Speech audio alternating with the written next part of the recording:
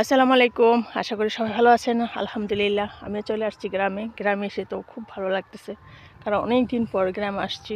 প্রায় বছরখানেক হয়ে গেছে, বাচ্চারা আসেনি, বাচ্চাদের নিয়ে আসছি। এটা হচ্ছে আমাদের বাড়ির সামনের অংশটা। আমাদের বাড়িটা অবশ্য এদিকে হচ্ছে সাদা সাদা জালি দেখা যায় ফসলের উপরে মাঠ, ওদিকে বাড়িটা। বাড়ির সামনে পালানো জমিতে টমেটো হয়েছে, আর এই দিক দিয়ে সরিষা। কি বলছিলা ফুপি? গুল্লা গুল্লা বলতে কি?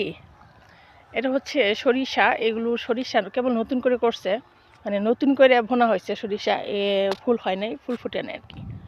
আর 10-15 দিন পর ফুল ফুটবে। আর ওই যে দূরে দেখা যায় যে কিছু ক্ষেতে ফুল, এটি কিছুদিন আগে হয়তো বুনছে, যার জন্য একটু ফুল ফুটে গেছে। আর এগুলো যে ফুল ফুটে নাই, এগুলো কারণ আছে। এগুলোর মধ্যে বাওয়া ধান ছিল, বাওয়া ধান কাটতে দেরি হয়ে গেছে, যার জন্য এগুলোতে দেরি হয়েছে। আর যে উঁচু উঁচু যে মানে দেখা যায়, গাছগুলো দেখা যাচ্ছে, এগুলো বেগুন ক্ষেত, কোনোটা টমেটো ক্ষেত। এটা হচ্ছে আমাদের জামালপুর নরন্দি সীমানা। এদিক দিয়ে প্রচুর পরিমাণ, জামালপুরের সব এলাকায় যে ফসল হয় এমন না, কিন্তু আমাদের এলাকাটা, এখানে বেশ কয়েকটা ইউনিয়ন আছে, প্রচুর পরিমাণ সবজি হয়। আর ডাল,